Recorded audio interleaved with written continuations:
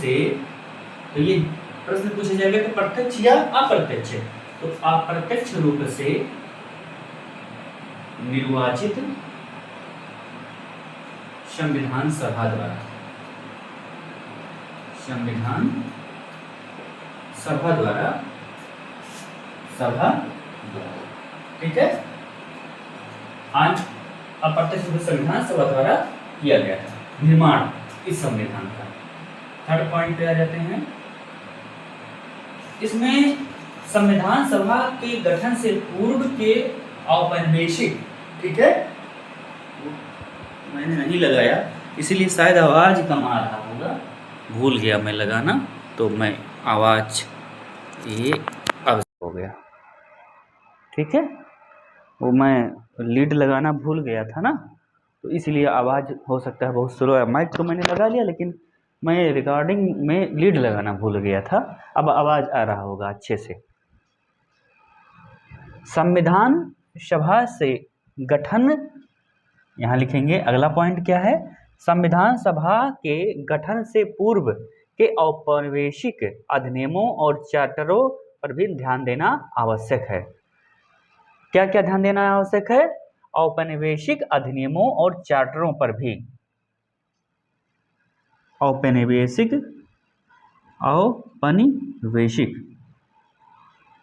ठीक है ना, क्या क्या ध्यान देना है? औपनिवेशिक अधिनियमों और चार्टरों पर, औपनिवेशिक अधिनियमों और चार्टरों पर या चार्टर पर ध्यान देना आवश्यक है, क्योंकि किसी भी चीज़ को समझने के लिए पहले उसको जड़ को समझा जाता है। औपनिवेशिक अधिनियमों और चार्टर पर ध्यान देना आवश्यक है, ठीक है। चलो, अब क्या होता है कि हम अधिनियमों के बारे में जानकारी थोड़ा सा करेंगे और चार्टर के बारे में, तब हम जाकर के संविधान के बारे में थोड़ा सा समझ विकसित कर सकते हैं। औपनिवेशिक काल के ये चार्टर और अधिनियम ईस्ट इंडिया कंपनी तथा ब्रिटिश सरकार को भारत में विधिक आधार प्रदान करते थे और यही आगे चलकर भारतीय संविधान की आधारभूत रूपरेखा तैयार करने में सहायक हुआ। देखो, जैसे कि जब ब्रिटिश ईस्ट इंडिया भारत में आई, भारत में आने के साथ ही जो भारत का प्रशासन जब उसने अपने कब्जों में ले लिया, तो वो भारत के शासन को चलाने के लिए अधिनियम और चार्टर का इस्तेमाल करते थे। भारत में ईस्ट इंडिया कंपनी, जब भारत में ईस्ट इंडिया कंपनी भारत में आई, यानी 1600 ईस्वी से क्या हुआ कि इसमें किसका उपयोग किया जाता था? अधिनियम और चार्टर का उपयोग करके भारतीय जो है शासन प्रणाली को चलाया जाता था। तो किसका उपयोग किया जाता था? अधिनियमों और चार्टर पर इसका उपयोग करके क्या चलाया जाता था? इसका शासन पद्धति चलाया जाता था। और यही आगे चल करके भारतीय संविधान का आधारभूत रूपरेखा तैयार करने में सहायक बने। तो औपनिवेशिक काल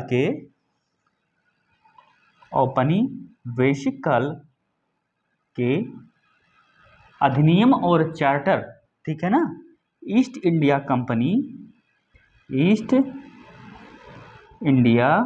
कंपनी द्वारा बनाए गए अधिनियम और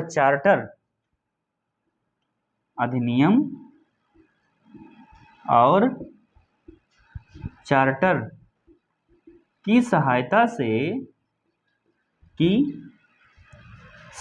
से भारतीय शासन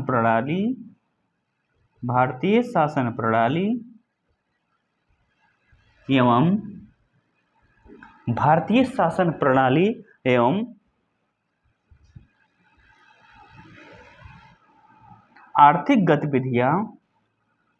आर्थिक गतिविधियां,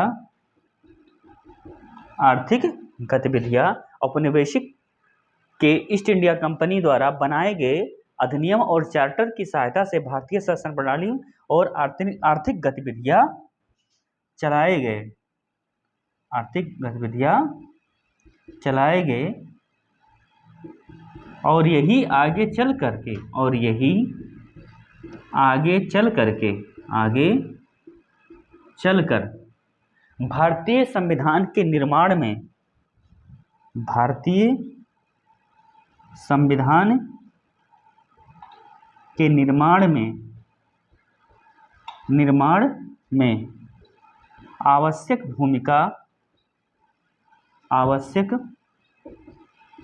भूमिका प्रदान की। ठीक है, तो इस बात को समझना है। भारतीय संविधान के ऐतिहासिक विकास की अध्ययन सुविधा के लिए इसके दो प्रमुख भागों में बांटा जा सकता है। कंपनी का शासन 1773 से लेकर के 1858 तक और क्राउन का शासन 1858 से लेकर 1947 तक। तो देखो, चूंकि भारत में अधिनियम और चार्टर के नियमों को समझने के लिए थोड़ा सा ऐतिहासिक पृष्ठभूमि में, यानी इतिहास के पन्नों में हमें जाना होगा। तो इसको हम मिटाते हैं, स्क्रीनशॉट ले लेना।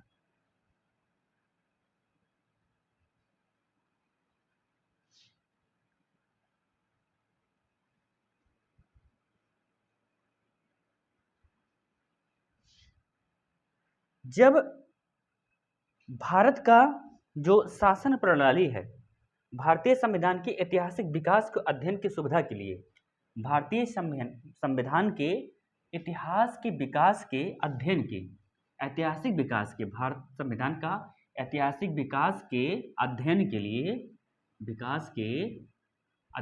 लिए, अध्ययन के सुविधा अनुसार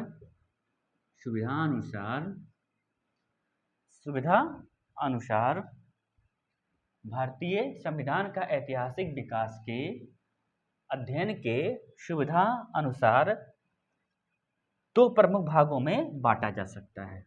दो प्रमुख भागों में बांटा जा सकता है। ठीक है, तो यानी ऐतिहासिक जो विकास है, क्या है? संविधान का ऐतिहासिक जो विकास है, संविधान का ऐतिहासिक विकास जो है, इसको हम दो भागों में बांट सकते हैं। कितने भागों में? दो भागों में। पहला भाग जो है कंपनी का शासन। पहला भाग क्या है? कंपनी का शासन। पहला भाग है कंपनी का शासन। और दूसरा भाग क्या होता है इसका? ताज का शासन। दूसरा भाग क्या है? ताज का शासन। देखो, कंपनी का शासन जब जो है भारत में क्या हुआ? कंपनी का शासन 1773 से, यानी 1773 में रेगुलेटिंग एक्ट आया था। क्या आया था? 1773 में रेगुलेटिंग एक्ट आया था। तो उस कंपनी का शासन 1773 ईस्वी से लेकर के और 1858 तक ईस्वी तक, क्योंकि 1757 में भारतीय स्वतंत्रता संग्राम हुआ था, ठीक है ना, इसलिए ब्रिटिश गवर्नमेंट ने शासन को अपने सीधे हाथ में ले लिया। तो कंपनी का शासन यहाँ पे खत्म होकर के फिर ताज का शासन, और इसको क्राउन का शासन भी कहते हैं। क्राउन का शासन भी कहते हैं। क्राउन का शासन भी कहते हैं। क्राउन का शासन भी कहते हैं। और ये चला था 1858 ईस्वी से लेकर के 1858 ईस्वी से 1900 भारत के आज़ादी तक चला था। 1858 ईस्वी से लेकर के 1947 ईस्वी तक ये चला हुआ था, ठीक है ना। अब हम देखो, अब हम जब कंपनी का शासन पढ़ेंगे, हालांकि अब 1773 के पहले क्या हुआ था, तो इसको पढ़ने के लिए इतिहास पढ़ना पड़ेगा हमें। इतिहास में घुसना पड़ेगा तो ये सब्जेक्ट बदल जाएगा फिर, क्योंकि तब हम भारतीय संविधान से सीधे हम इतिहास में चले जाएंगे। तो हम इसलिए अपने हम संविधान के बारे में पढ़ने के लिए अपने स्थायित्व को बनाए रखते हुए, अपने सब्जेक्ट के स्थायित्व को बनाए रखते हुए, अपने हम इस पृष्ठभूमि में रहते हुए अपने 1773 ईस्वी के कंपनी शासन का जो 1773 का रेगुलेटिंग एक्ट था उससे हम शुरुआत करेंगे। ठीक है, अब बाकी जो इसके बारे में इतिहास पढ़ना होगा तो हम दूसरे लेक्चर में पढ़ाएंगे इसको। तो हम पढ़ते हैं 1773 ईस्वी का रेगुलेटिंग एक्ट, क्या नियम था इसमें। तो देखो इसमें देखो ये 1773 रेगुलेटिंग एक्ट आया, इसमें क्या क्या हुआ था ये चीजें हम बताएंगे आपको। ब्रिटिश ईस्ट इंडिया कंपनी ने 17वीं शताब्दी की शुरुआत में भारत में कदम रखा। पहले 150 वर्ष तक भारतीय निर्यात की जो है स्थिति सशक्त बनी रही, लेकिन 1750 के दशक के बाद राजनीतिक परिदृश्य में निर्णायक परिवर्तन आया। तो जब कंपनी आया तो खैर अपनी जब 1600 ईस्वी में आई, 17वीं शताब्दी में जब ईस्ट इंडिया कंपनी भारत में आई शासन अपना व्यापार के उद्देश्य से, फिर ये शासन में भागीदारी कर लिया, तो 1600 से लेकर के, ठीक है ना, 1600 से लेकर के और 150 साल तक, यानी समझ लो 1600 लेकर 150 जब हम जोड़ेंगे तो 1750, इसके बाद प्लस कर देते हैं 1750 में राजनैतिक भूदृश्य बदलने लगा। क्या बदलने लगा? राजनैतिक भूदृश्य बदलने लगा, भूदृश्य बदलने लगा, राजनैतिक भूदृश्य बदलने लगा। हालांकि देखो जब भी किसी का शोषण किया जाना होता है तो पहले उसको डिमोरलाइज कर देते थे अंग्रेज। डिमोरलाइज करने के बाद हम हीन भावना के शिकार हो जाते थे और उसके बाद ही वो क्या करते थे, शोषण शुरू कर देते, चाहे वो आर्थिक शोषण हो चाहे वो राजनैतिक शोषण कर। बिल्कुल इस समय कारपोरेट कंपनियां या अभी भी समाज में ऐसा हो रहा है कि अगर आपका शोषण करना रहेगा तो क्या किया जाएगा, आपको डीमोरलाइज कर दिया जाएगा। डीमोरलाइज करने के बाद आप हीन भावना के शिकार हो जाएंगे। अच्छा, हीन भावना के शिकार वही होता है जो थोड़ा सा बहुत सीधा होता है, ईमानदार होता है, बौद्धिक प्रवृत्ति का होता है, अच्छा चाहता है, उसी को डीमोरलाइज किया जाता है ताकि वो और नीचे चला जाए। लेकिन जो एक व्यक्तित्व अच्छा होता है, अपने व्यक्तित्व का जो विकास करना होता है, तो इस पे ज़्यादा प्रभाव नहीं लेना चाहिए। उस नेगेटिव चीज़ को, नकारात्मक पक्ष को अपने सकारात्मक पक्ष से काट देना चाहिए और हम आगे की ओर, क्योंकि अगर आप ही नहीं रहेंगे, ये बौद्धिक वर्ग ही नहीं रहेगा तो देश का विकास कैसे हो सकता है। चलो देखते हैं फिर दशक के, अब देखो इसमें क्या हुआ, राजनीतिक शक्ति का उदय होता है। फिर क्या होता है, राजनीतिक शक्ति का उदय, राजनीतिक शक्ति, इसके बारे में थोड़ा देख लेते हैं क्या हुआ। प्लासी 1757 और बक्सर 1764 के युद्धों के बाद इलाहाबाद की संधि 1765 में ने कंपनी को एक निर्णायक व्यापारिक राजनीतिक शक्ति के रूप में स्थापित किया। देखो राजनीतिक शक्ति जब 1757 में प्लासी का युद्ध हुआ, प्लासी का युद्ध हुआ और इसमें 1700 नवाब की हार हो गई, अंग्रेज इसमें जीत गए। और फिर 1764 में बक्सर का युद्ध हुआ। किसका हुआ? बक्सर का युद्ध हुआ, बक्सर का युद्ध, और इसमें भी जो है उनको जीत लगी तो अंग्रेजों को, तो इन्होंने 1765 में इलाहाबाद की संधि किया हुआ कर लिया, इलाहाबाद की संधि कर ली। इलाहाबाद की संधि होने के पश्चात उन्होंने, अंग्रेजों ने राजनीतिक और आर्थिक गतिविधियों पर अपना नियंत्रण स्थापित कर लिया। ये चीज हो गया। तो राजनीतिक शक्ति का इसमें इस तरीके से हम देखते हैं, ठीक है ना। अब इसमें देखते हैं, इस संधि के तहत कंपनी को बंगाल, बिहार, उड़ीसा की दीवानी राजस्व एकत्र करने का अधिकार प्राप्त हुई। इसके तहत भारत में उसके क्षेत्रीय शक्ति बनने की प्रक्रिया आरंभ हो गई। देखो इस संधि के 1765 में इलाहाबाद संधि के तहत, इलाहाबाद संधि के तहत, ठीक है ना, अंग्रेजों को क्या हुआ, बंगाल, बिहार और उड़ीसा उड़ीसा की दीवानी प्राप्त हुई, दीवानी प्राप्त हुई। मतलब जो बंगाल और बिहार और उड़ीसा प्रांत था भारत में, अंग्रेजों ने इस, क्योंकि उस समय वो बहुत अमीर हुआ करते थे, वहाँ उत्पादन ज़्यादा हुआ करता था, तो उस पर अधिकार, दीवानी अधिकार, राजस्व संबंधित अधिकार पर एक टैक्स इकट्ठा करने का, जितने भी आर्थिक गतिविधियां थी उस पर नियंत्रण कर लिया। और जब नियंत्रण पैसे पे हो गया, धन पे हो गया, तो राजनीतिक शक्ति भी धीरे धीरे उसने अपने नियंत्रण में कर लिया। तो सबसे पहला काम 1765 में जो इलाहाबाद की संधि हुई थी, बंगाल की, बिहार की, उड़ीसा की दीवानी को प्राप्त कर लिया। किसके तहत? 1765 इलाहाबाद संधि के तहत ये चीजें कर लिया। इसके बाद क्या हुआ? आर्थिक संकट और भ्रष्टाचार। क्या हो गया? आर्थिक संकट और भ्रष्टाचार। इसको मिटा देते हैं, इसको स्क्रीनशॉट ले लेना।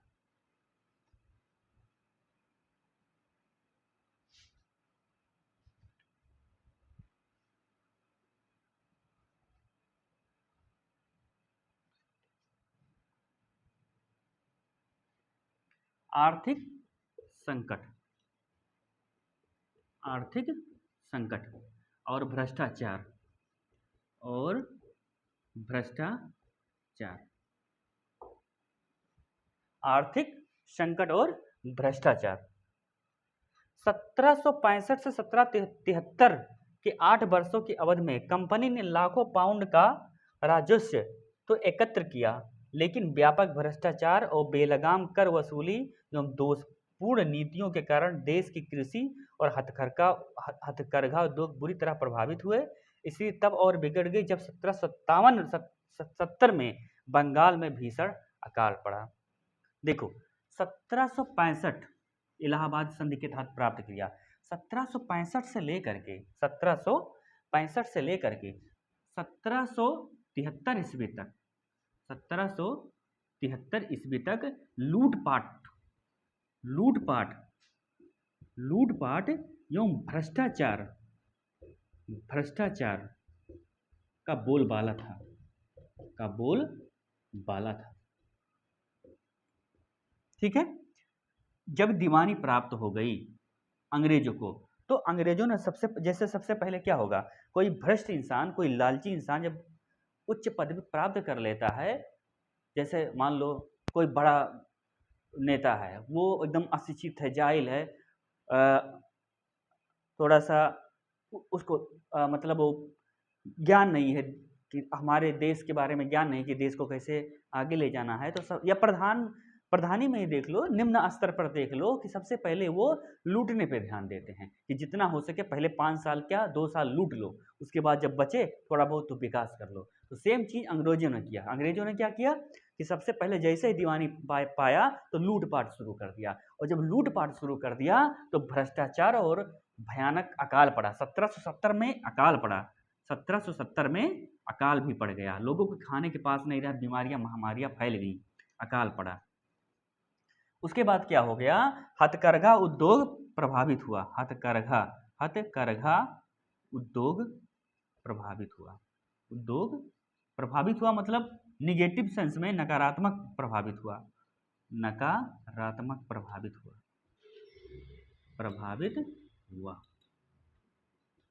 ठीक है, नकारात्मक प्रभावित हुआ।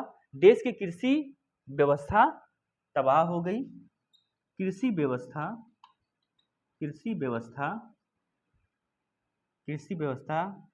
की स्थिति अत्यंत खराब हो गई, क्योंकि अंग्रेजों को ये नहीं चाहिए था कि खेती हो या ना हो, उनको बस पैसे चाहिए था, टैक्स चाहिए था, कर चाहिए था। लूटपाट बिल्कुल एकदम से चरम सीमा पर पहुंच गया।